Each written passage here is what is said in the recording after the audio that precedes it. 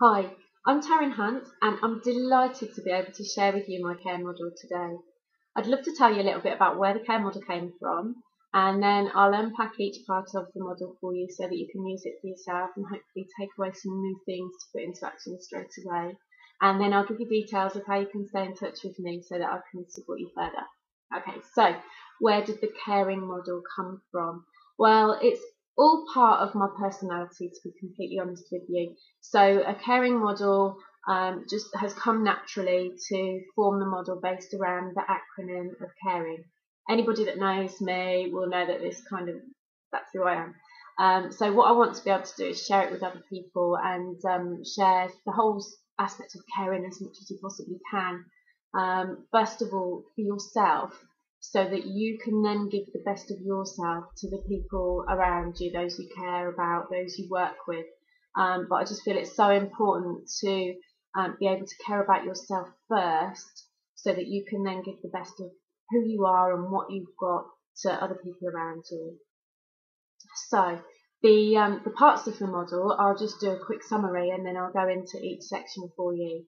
So the first letter of the model is the letter C, and this stands for consistency. The next letter is the letter A, which stands for attention. Then we have the letter R, which stands for role model, and then the letter E, which stands for engage. So that gives you the first and core part of the model, which is the care part. And then I've got a little bonus for you, and that's the ing at the end. We're not going to cross off the E and add ing because I feel engage is so important. But we're going to add ing, and that stands for identity, needs, and gratitude. So let's get started for you. And that first letter again is the letter C, which stands for consistency. So we look at 3 or 4 areas in consistency. The first thing that we do is we work out what all of the areas of your life that are important to you. We look at probably 5 or 6 to start with, and then we narrow that down to your top 3 areas and the things that are most important to you in life so that you can make sure that you keep these at the heart of everything that you do. And then what we're going to do is we'll look at your values. So that's why you make the decisions that you make. And again, these are sort of the things, the values that are important to you in life, and really understanding those, putting them into order and realizing what your top values are. We also look at your beliefs. So it's all about making sure that you're living your life with positive, empowering beliefs that are going to serve you and help you to move forward. And I'll share some tips with you about how you can get rid of your negative beliefs and just make sure that it's your positive beliefs that take you through and serve you in life all the time, wherever you go. The last part of consistency, we look at your identity. So we look at who you are as a person, not your role. You might be a mum, you might be a sister, you might be a colleague and a friend. That's your role. But what we look at is who you are emotionally and who you are physically. And we look at strengthening all of that. So you're actually taking control of your own identity and getting your values and your beliefs and identities aligned up with your goals, which kind of takes us on nicely to the next section of the model. And that's the letter A, which stands for attention. We look at 3 areas in attention.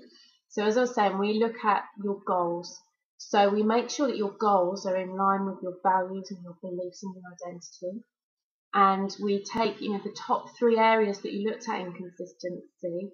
We set a goal in each of those areas, and we put a plan of action together so that you're taking action straight away. You're making great decisions, and you're taking action on your goals, and you're building up momentum, and you put together a good plan so that you can follow through and keep going with that goal and making sure that you're taking action consistently. The next part of the attention is to do with your state. So that's looking at areas of state management. So making sure that you're in the best possible state for whatever situation you're going into, even just for waking up in the morning, making sure that you're starting off the day in the best state that's going to serve you. So paying attention to that. And then the third part of the attention section is looking at relationships. So this is relationships with your partner, with your friends, with your colleagues, and with your children, and making sure that you're attentive in those relationships. So when you're there and you're talking to someone, that you're really attentive, you're truly present. It's not just about being there, but it's about being present and really being attentive to those people who are close to you, so can support you in that way too. The third part of the model is the letter R, which stands for role model.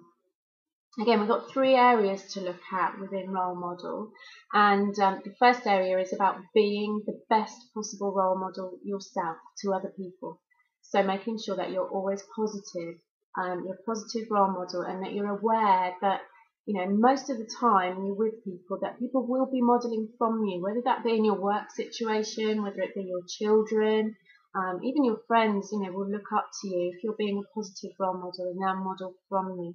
So it's making sure that all the time your actions, the way you live your life, that you're happy that other people are modelling from you, even when you're not expecting them to, especially your children, when you're on the phone or you're in the car perhaps, and they're in the back seat, you don't realise that they're listening to you and modelling from you.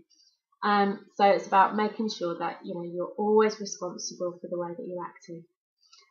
The second part to do with role modelling is turning this on its head. So looking out for people who are successful in whatever area it is that you want to improve. So whether it be your parenting, whether it be anything, any aspect in work, whatever situation in your life that you're looking to improve, look for somebody who's out there that you can copy from. Literally, you know, you ask them questions, get to know them, ask them questions about how they got to where they got to, or what skills, what tools and techniques do they use. You know, finding out as much as you can about those people and modelling from them and using those same ways so that you can reach success in that area as well. The third part of role models is all about wherever you go, make sure that you're remembered. So make sure you're remembered for the right reasons. Again, it's a little bit like, you know, when you're being that role model to other people. When you meet people for the first time, you're making impressions on people all of the time. So it's about being remembered wherever you go for the right reasons. Okay, the fourth part of the model is the letter E, which stands for engage. And we've got 3 areas to look at to do with engaging. And the first area is about rapport. It's about building rapport with other people. So this could be building rapport with new people that you meet, or it could be deepening a level of rapport with, you know, people who are close to you in your life, people that you love. And also, you know, if it's in a work situation, it could be with clients, or, you know, with people if you're in sales. You know, every aspect of your life is an opportunity to build rapport. And there's lots more to learn about rapport, lots of key tools and techniques that you can use. And that leads us on to showing that you care. Whoever it is that you're engaging with, connecting with, whether it be at work or at home, it's about finding ways to truly show that you care about them and listening actively to them. And you know, there are lots of different ways we can listen to people. You know, make sure we stop what we're doing and truly listen, and take everything out your head. When you're listening to somebody, it's so easy to have the next answer, you know, coming up in your head. You're thinking, right, well, what am I going to say to that? Or you might be thinking, could even be drifting off and thinking about what you've got to do next later on, or what have you. But it's about taking all of that out of your mind and just listening intently to those people. And there's so much more to learn about listening too. So that concludes the core part of the model. After that, I was talking about a little bonus section at the end, and that's the ing. So that's the letters I, N, and G. I stands for identity. So we talked a little bit about identity right at the beginning of the model when we talked about consistency and being consistent to your identity. I've got a cool tool for you which can support you to make it reminds you about your own identity and about how you can create your own identity. And if you use this tool, it does remind you whenever you want it to that this is your identity that you choose. The next part of the ending section is the letter N, and that stands for needs.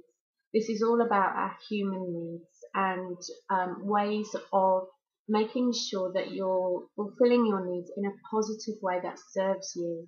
So there are 6 human needs, and I take you through these 6 human needs individually and support you to find positive ways to meet your needs.